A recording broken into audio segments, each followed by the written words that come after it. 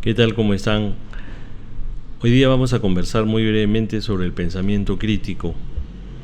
Digo brevemente porque hablar del pensamiento crítico es hablar en demasía. Podríamos hablar muchas horas al respecto y no hay mucho tiempo. Pensar críticamente supone fundamentalmente hacerse preguntas y obtener respuestas por consiguiente razonadas o razonables. Miren, cuando nosotros nos enfrentamos a una cuestión, a un problema, a una deliberación, a una decisión, a un tema de debate, a un tema de análisis, es fácil tener la tentación de pasar a resolver el problema directamente. Pero ¿esa es la adecuada forma de hacerlo o no? Decir si gusta o no, si está bien o no, si está a favor o en contra, sin antes pensar. Sin embargo, lo primero que se debe hacer antes de responder es preguntarse en realidad cuál es el problema o cuál es la cuestión que suscita eso que estamos deliberando. ¿Se dispone de toda la información necesaria? Sería la pregunta. ¿Cuáles son las diferentes opciones para poder abordar ese problema, esa cuestión, esa situación que se nos ha presentado? Y a continuación es preciso buscar las respuestas razonables, sólidas, y no se trata de responder a esas cuestiones con lo primero que se nos venga a la cabeza. Eso es fatal. O sin disponer de la información necesaria al respecto. Cuando se ha desarrollado el pensamiento crítico en torno a una cuestión, las respuestas o conclusiones a las que se ha llegado pueden entrar en contradicción también con nuestra forma habitual de pensar o con nuestros sentimientos respecto a la dicha cuestión. No ser consecuente con el razonamiento desarrollado es también una forma de no ejercer el pensamiento crítico. Si el razonamiento es sólido, las pruebas son sólidas, hay que creer en los resultados y seguir adelante y tener una buena visión de las cosas.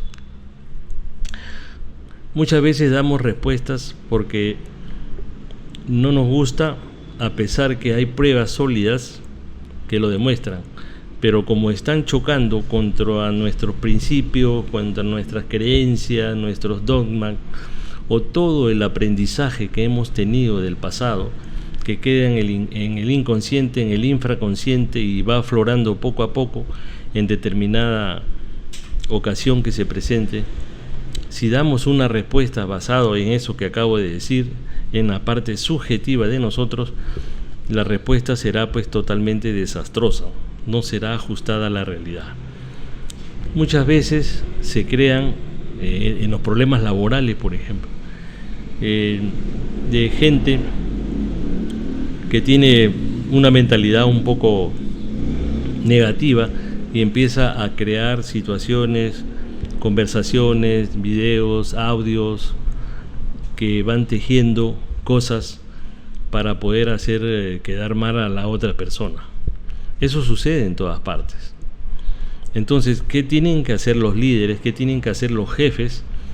Tienen que analizar esto con un pensamiento crítico libre de todo.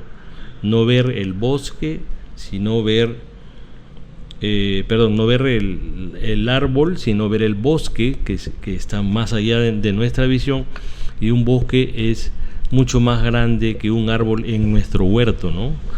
En nuestro huerto podrá haber 1, 2 o 3 árboles, pero en un bosque hay miles de árboles. Hay miles de opciones de poder ver soluciones. No centrarnos en esa que tenemos muy cerca o en la que está dentro como parte subjetiva del ser y poder omitir una opinión. Muchas veces también hay argumentos falaces, ¿no? Argumentos que tienen algo de verdad y que tienen algo de mentira, ¿no? Es por eso que ahí está el ojo, el olfato de esa persona que va a tomar una determinación, que analiza una queja, que analiza un reclamo, que analiza una cuestión, un problema, un razonamiento, para poder diferenciar. En la lógica tradicional se llama las premisas, ¿no? Las premisas son los pilares que van a llevar a una conclusión lógica, a una respuesta lógica. Las premisas son las pruebas contundentes que te va a llevar a una respuesta lógica. Si una de las premisas, porque la lógica habla de dos pilares, si una falla, la respuesta sería no aceptable. Las dos premisas deberían estar coherentes para dar una respuesta, una solución lógica y coherente en los problemas que se presenten. Así, cuando tengamos alguna situación, razonamiento, pensamiento lógico, recopilar todas las pruebas que sean posibles e ir analizando una por una y quedándonos con las pruebas que nosotros creemos por esas evidencias que van a llevar a una conclusión y a una respuesta lógica. Eso era todo lo que te quería decir, y nos estamos viendo muy pronto, quizás hablando un poco más también del pensamiento crítico en otros capítulos, porque esto sirve mucho, en demasía diría yo, para el trabajo, para la forma de cómo te conduces. En cualquier momento puedes poder dilucidar y saber razonar, sobre todo razonar y ser un poco, y lo que me olvidaba decirles, un poco escépticos en las cosas que se ven, en las cosas que se escuchan, en las cosas que se leen, inclusive en lo que te estoy diciendo. Sea un poco escéptico. El escepticismo vendría a ser algo de duda, pero esa duda se disipa cuando tenemos argumentos sólidos que van a disiparla. Entonces, en tu decisión está el buen andar, el buen pensar. Muchas gracias.